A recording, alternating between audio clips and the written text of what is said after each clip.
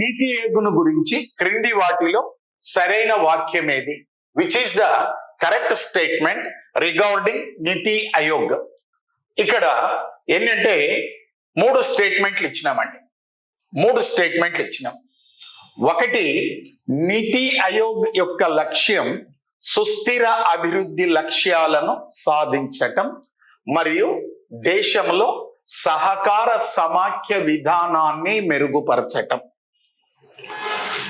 It means in English, NITI Aayog primary duty is to achieve economic development by sustainable development and promoting cooperative federalism in the country. Yes, it is a right answer. It is a right answer. సుస్థిర అభివృద్ధి సాధనతో, సుస్థిర అభివృద్ధితో